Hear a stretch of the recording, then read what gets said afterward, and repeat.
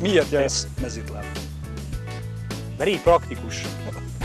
Mert így praktikus, és így szeretem, és úgy gondolom, hogy a természeti elemekkel, azokkal kapcsolatba kell lenni. Kemény a lábad, nem bök a tüske? Néha bők, néha beleáll, akkor kihúzom, de szerintem ez nagyon jó. Képletesen is. Ja, hogyne, hát ilyen mikrobemetszések képződnek, és az immunrendszer erősödik minden. És most nézd a talpmasszásokat, nézd meg ezeket a kütyű-büttyüket, amiket lehet vásárolni a boltokba, ott görgeted a szobába, mit tudom, hát most mit görgessem, amikor itt tudok mezitláb is járni. Egyébként az, hogy esik az eső, kijövök, szinte nincs rajtam semmi, egy gatyába kaszálok, jól érzem magam. Mikor húzol a cipőt? Novemberben? Hát, általában.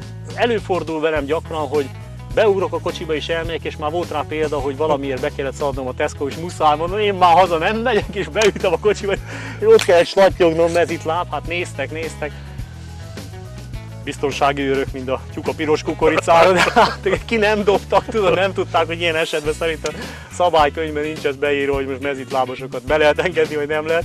Ez a terület, ahol most vagyunk, itt tulajdonképpen volt egy nadrágszí parcella eladó, ez egy 3000 négyzetméteres terület volt, körülbelül egy ilyen icipici kis présházzal rajta, és lejöttem ide, itt erdő volt, mocsár volt és szemét, mert ugye abban az időben nem volt szemétszállítás. Itt kenderrel foglalkoztak ebbe a faluba valamikor régen, és akkor voltak ilyen kenderáztató gödrök. Na, oda el lehetett tüntetni mindent, érted? Ott aztán a döglött kutya csontvázon keresztül, a rugós matracon, minden, itt több teherautó szemetet vittünk később be. Erdő volt, és akkor, na, ezt én megvenném. Mert sokat üzleteltünk, legalább egy fél év volt, amire rá tudtam ezt a bácsikát bírni arra, hogy adja el. Eladta, volt 3000 négyzetméteres terület, jobb oldalon laktak, bal oldalon laktak. Mondom, majd valami lesz, mert ez nekem nagyon tetszik. És hát eltellett azóta közel 20 év. Most ezt, amit itt láttok, ez egy 3 hektáros kis birtok. Tehát folyamatosan akkor vásároltunk, voltak lehetőségek, éltünk vele, és ez alakult ebből az egészből ki. Most úgy jöttünk ide mi Bárdudvarnokra, amikor aztán elhatároztuk, hogy valahol letelepedünk, hogy egy olyan élőhelyet szeretnénk létrehozni, ahol emberi módon, emberként tudjuk fölnevelni a gyerekeinket. Tehát ez a párkapcsolat, ez már akkor 15-16 éve tartott, amikor elhatároztuk, hogy gyerekeket szeretnénk. Akkor én előtte az üzleti világban tevékenykedtem, volt egy kis tőkénk, és nekem valahogy mindig az volt az elképzelésem a pénzről, hogy a pénz az egy eszköz. Arra, hogy a vágyaimat, céljaimat meg tudjam valósítani. Na, akkor belevágtunk, de ezt úgy képzeljétek el, hogy egy ismerősünk se volt a faluban. Tehát nem úgy volt, hogy ide költözök, mert van 2 barátom, 3 barátom. Ebbe a faluba ismertünk néhány embert, oké, kezdjük el. Jött a háztervezés, párom azt mondja, hogy ő egy ilyen kis mézes kalács házikót szeretne, és gazdasszony szeret lenni Bárdudvarnokon, mert ő látott egyszer, 5 házzal lejjebb, egy borjút születni egy istálóban. És ez annyira megfogta 14 éves korában, hogy ő elhatározta akkor, hogy ő gazdasszony szeretne lenni. Jó, hát akkor mondom, hát csináljuk. Ehhez az életmódhoz, a házépítéshez abszolút nem értettem. Tehát én nem tudtam megkülönböztetni azt, hogy egy szarufa meg egy gerenda közötti különbség, mert nem is tudtam, mit jelentenek ezek a szavak. Tehát semmit nem értettem ezekhez a dolgokhoz. Tervezés. Szép házak, ahogy kell, tudod, kockás papír, próbálkoztunk, jártuk a világot, jöttünk, mentünk, ezt tetszik, amazt tetszik. Egy olyat szerettem volna építeni, tehát az volt bennem, hogy építek egy olyan házat, hogy én utána soha életemben ne kívánjam meg más házat. Tehát legyen egy házam, ami tényleg, amit szeretnék, és ez volt az alapgondolat. Egy tervező, beszélgettünk, nem volt szimpatikus. Még egy tervező, beszélgettünk, nem volt szimpatikus. Balatonon, Lellén szoktunk nyaralni, sétálgattunk egy belső utcába, Tündével, ez egy mézes kalács ház. De jó Isten, hát micsoda, fantasztikus. Be az önkormányzathoz, megkérdeztük, hát ki tervezte, és mondják a nevét. Sziklai Ákos. Összenézünk a párommal, ez olyan ismerős ez a név. Jó. Hol lakik? Sok. Lementünk hídba, Bárdudvarnok, értem, ilyen nincs! Ki ez az ember, aki ilyen házat tervez, és Bárdudvarnokon lakik, és mi nem tudjuk. Hát az 5. szomszédom lent. De ez az ember egy nagy szakállas, láttam én rövid nadrágban, hosszú hajjal, tudtam én, hogy valahogy hallottam, hogy tervező, de ez valami komolytalan egy ember lehet, ezt tudod, ilyen kinézettel. Na és akkor megkerestük az Ákost, és hát így egy fantasztikus tervezőt találtunk, aki tulajdonképpen megalkotta azt, amit szerettünk volna. De szépen építkeztünk, ez 4 évig tartott. Közben megszületett a nagylányom, aztán utána meg a másik, a harmadik, és akkor ez az életmód, ez meg tulajdonképpen a Tündének a mániája volt, ez az egészséges, bio. Én harcoltam ezerrel, barna kenyér ellen, húst hússal, tudod, de nekem az volt a mottom. Nagyon lassan érő típus vagyok, meg nagyon lassan jött ez le nekem, hogy ez milyen, de most már teljes mellszélességgel ez az életem, és csak ebben hiszek. Számomra most az étel az azért van, hogy legyünk. Tehát nem azért eszek, hogy egyek, hanem azért eszek, mert az kell, és az jó nekem. És akkor folytattuk ezt az életmódot itt, én építkeztem, jött a sógorom, szeretne egy területet, neki adtam a másik területemet, építettem egy házat, tehát ebből 20 évből itt Bárdudvarnokon elépítkeztem én 10-et. Építettem ezt, utána építettem 2,5-3 évig a sógoromnak egyet, ott is a semmiből, tó, nagy terület, 1,5 hektár itt van a faluba, utána apósomét építettem egyszer át, az közben leégett, utána átépítettem még egyszer, és akkor teltek az évek, a gyerekek nőttek, nagyon jó életük volt, és aztán ezelőtt 4 éve történt egy olyan dolog, hogy már annyira nem tudtunk a Tündével együtt lenni, nem tudtuk erősíteni egymást. Jött egy olyan fordulat az életünkbe, hogy úgy gondoltuk, hogy valakinek menni kell. És mivel nekem nagyobb kötődésem volt ide, ő meg még valamit szeretett volna az élettől, ő úgy gondolta, hogy szerencsét próbál, és ő elmegy. Hát ez az elején nagyon nehéz volt. Hát visszagondolva erre, amikor itt maradtam a 3 gyerekkel. Akkor most ez a boldogság szigete 3 hektáron, vagy a boldogtalanság szigete?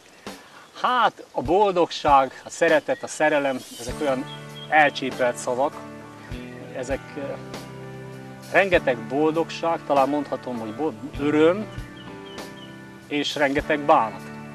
Tehát egyik nincs a másik nélkül szerintem. És hihetetlen sok munka, mert rengeteg. Minden talpalatnyi föld ott van az izmaidba, a véredbe, a gondolatodba, hiszen őrült sokat dolgoztál ezért, hogy most ez a 3 hektár így kinézzen. Hát mi ketten erősítettük egymást nagyon sokáig, tehát azért ezt még hozzá kell tennem, ez a kapcsolat, 18 éves koromban én szinte hajléktalanná váltam, ő meg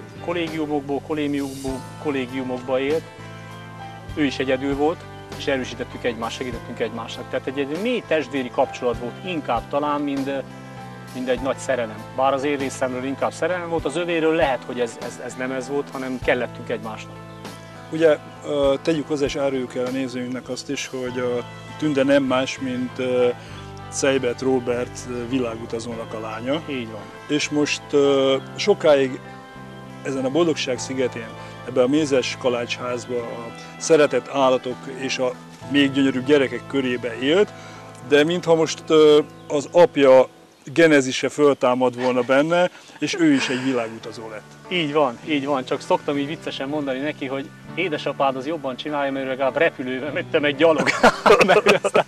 aztán tulajdonképpen ez a zarándoklat, ez, hogy ő lelki békét találjon, vagy egyáltalán megtalálja azt, amit keres, elindult zarándokolni, akkor elment egyszer, megcsinálta azt a El Caminót, utána visszajött, megint nem találta itt a helyét, akkor elindult, és egyszer csak fölment egy dombra itt valahol, és azt mondja, hogy egy ilyen villámcsapásként érte egy ilyen gondolat, hogy ő elindul Magyarországról.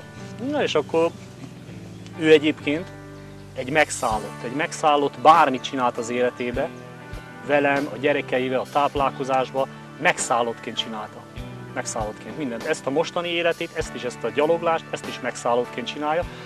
Csak ezek mennek egy bizonyos ideig, és akkor utána vált. De te nem vagy megszállott, mert ha csak arra gondolunk, hogy 4 órakor felpattan a szemed, és már elindulsz a birtokod ezernyi pontjára, mert ezernyi élőlény vár, akik egy szimbiózisban élnek veled, az nem kevés lenne egy átlagembernek, hogy 4 órától este 12-ig vagy 10-ig nyomja ezt az ipart? Hát én azt mondanám erre inkább, hogy a miértek embere vagyok, és én ebbe belekerültem, talán mondhatni azt is, hogy rám ragadt, mint szamárra a fül, érted? Mert tulajdonképpen az egész nekem úgy, most már így talán egy kicsit jobban rálátok visszafelé ezekre a történetekre, tehát amerre ez a dolog folyik, ez egy út. Tehát én belekerültem, rákerültem egy útra, valahogy amikor ideértünk, vagy amikor összetalálkoztam ezzel a lánnyal, és akkor ezen az úton így szépen járok, és akkor megyek, és ez, hogy most én fölkelek 4 órakor, tehát ebben benne vagyok, és mindig tökéletesebben akarom csinálni. Keresem, hogy lenne jobb, miért van ez így, miért van ez úgy, és akkor hát megszállottság, tehát jobb akarok lenni mindig, mint amilyen tegnap voltam, és jobban akarom csinálni a dolgaimat, mint ahogy tegnap voltam. Ebben egy nagyon fontos sarkkő a 3 lányodnak a nevelése. Hát igen, ez rám maradt, ugye, ahogy a Tünde elment, és hát nyilván ez is motivált, hogy én jobbat szeretnék, tehát szeretném. Amiket őtőle tanultam, rengeteget tanultam tőle, azokat én a magam módján így fejleszgetem. Tehát mindig miért így van, miért úgy van, és akkor mindig egy kicsit jobban. És most pillanatnyilag, ahol most tartok, ez egy harmóniát próbálok itt megteremteni ember, állat, növény között. Tehát ez egy ilyen permakultúrás, és én ebben nagyon hiszek, hogy minden összefügg mindennel. Tehát a természetből nem tudsz kiemelni részeket úgy, hogy kárát ne lásd. Tehát utána vissza fog ütni.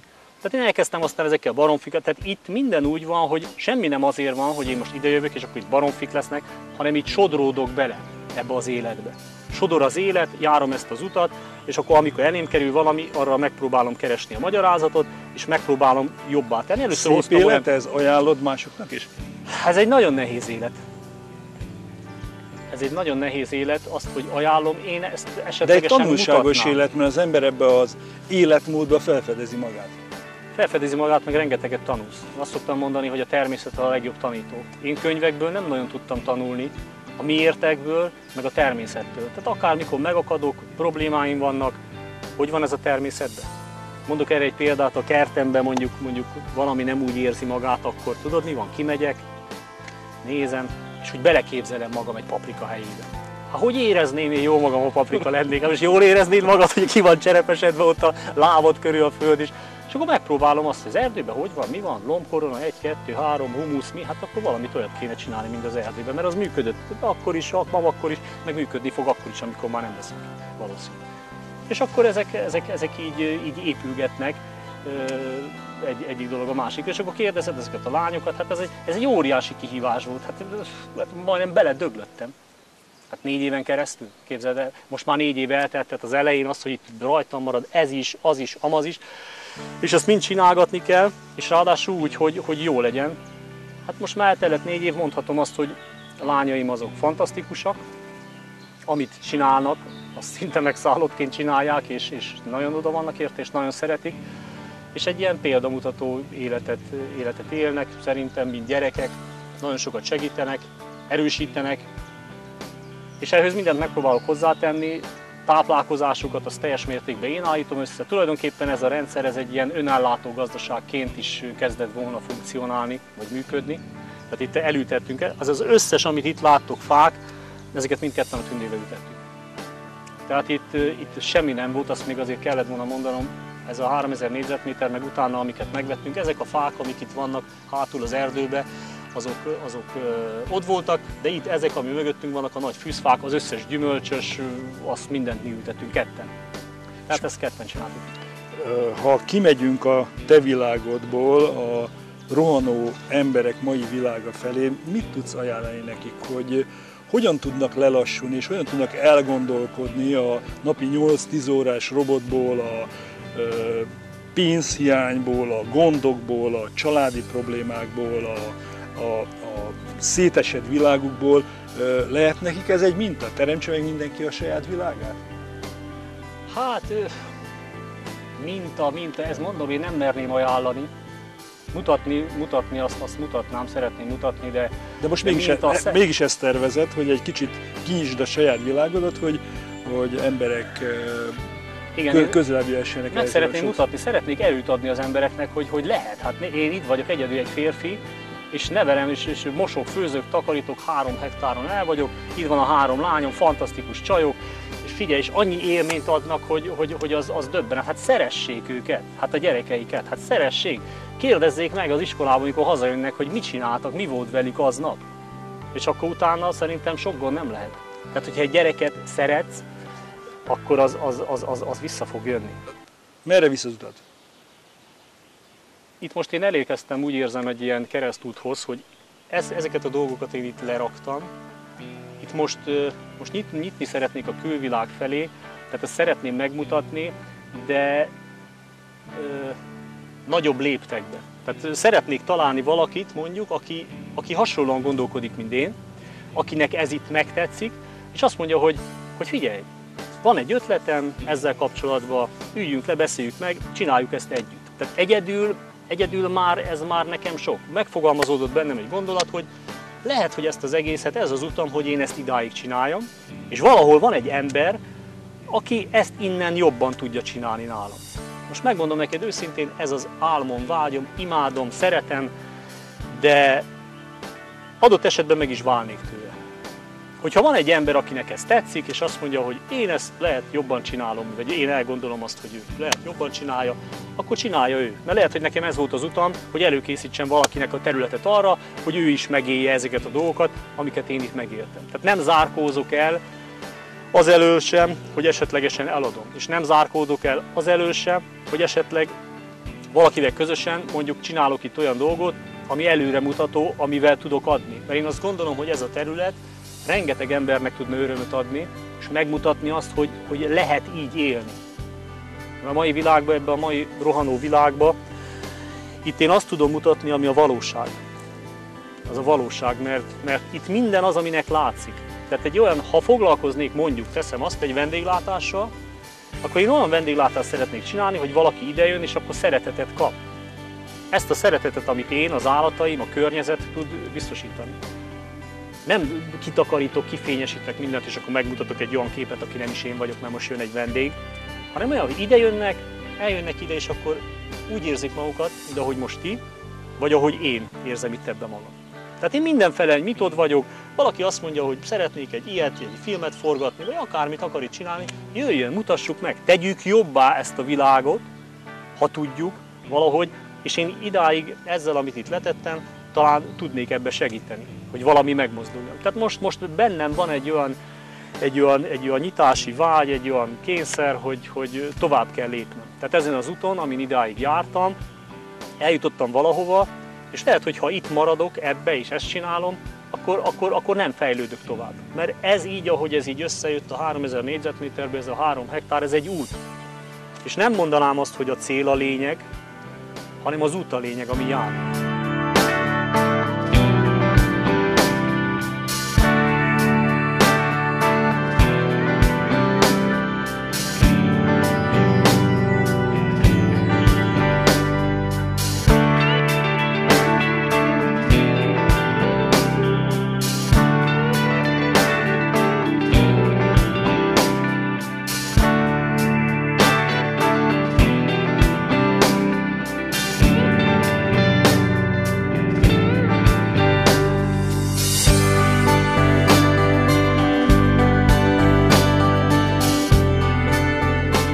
Hát ez az én kis konyhakertem.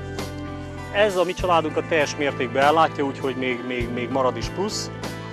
Ezekről a paradicsomokról azt kell tudni, hogy itt van 170 tő, és minden sor más, és általában nagy részben ezek már saját maguk, tehát a palántát én csinálom, és azért vannak ilyen sokan, mert sok palántát csináltam, és sajnáltam őket kidobni. Aztán így lett, különben ennek a fele is elég lenne, de most már, hogyha így van, akkor van. És ez tulajdonképpen teljesen vegyszermentes, kicsit a permakultúrát is beleviszem. Most én az egész területen kézzel kaszálok, fűnyíróm nincs, és ez a kert, ez az összes füvet, ami itt ezen a 3 hektáron képződik fűként, az minden itt van. Tehát komposztálom, takargatok, tehát próbálom a növényeket olyan helyzetbe hozni, hogy jól érezzék magukat. Szerves trágyát azt nagyon keveset használok, növényvédelem az számomra a kicsi baromfiak, akik a kerítés rukjain be tudnak jönni, azok itt nekem rengeteget segítenek, és nekem az a véleményem, hogy ha megadsz mindent, akkor nincsen probléma.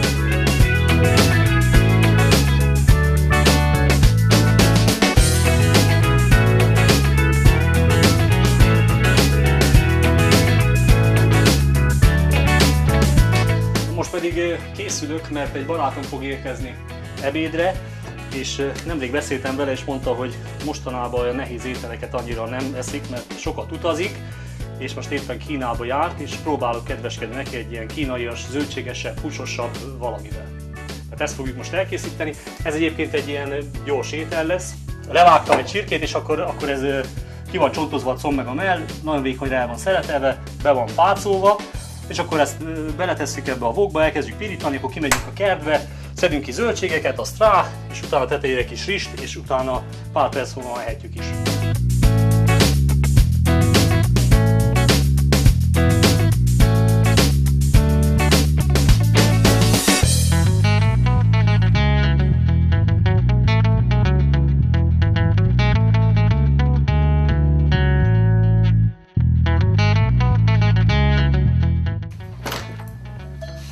Szervusz is, te hozod! Szevasz, Tiri! Minden jó! Hoztam egy kis indivalót ide a Na, köszönöm szépen! Hát, készültem számodra egy jó kis ilyen kis zöldséges étellel.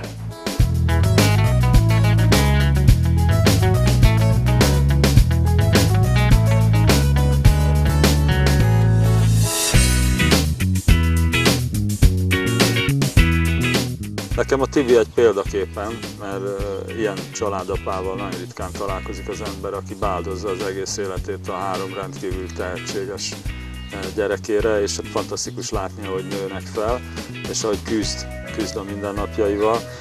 Rendszeresen találkozunk, akkor általában mindig evészet, mert a hasunkat nagyon szeretjük, és ugye én most nem régen jöttem haza Kínából, én nagyon sok időt töltöttem kint, de most ezen felbuzdulva Tibi csinál valami könnyű kínai ételt. Mit csináltak Kínában?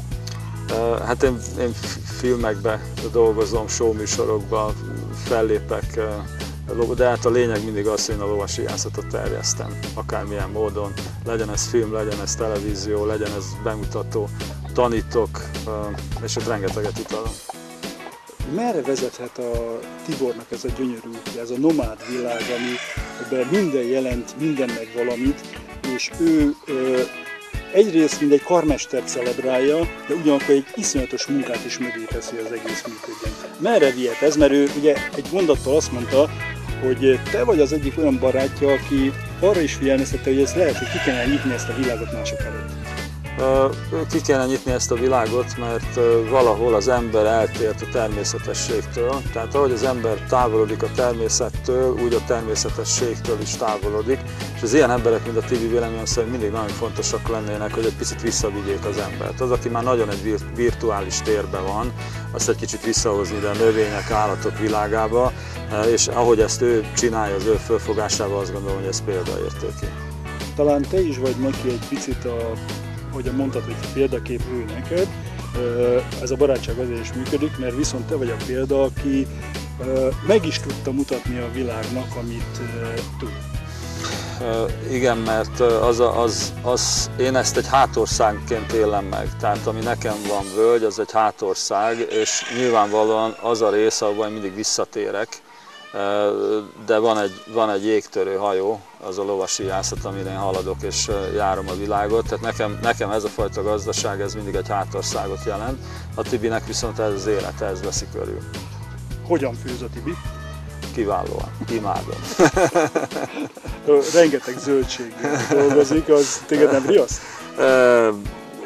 Mi mindkét végletet meg tudjuk élni, tehát én nagyon visszafogottan is tudok táplálkozni, attól függ, hogy ez egy versenyre való felkészülés, vagy egy olyan időszak. És jöhet a csülök is? De jöhet a csülök is, tehát azért a teret adunk ezeknek a dolgoknak, és mondjuk túlzásban nem lehet vinni, de szeretem a jó ételeket, a jó italokat, és jókat beszélgetünk. Leülünk enni, és órákon keresztül csipegetünk, és jó ízűen beszélgetünk.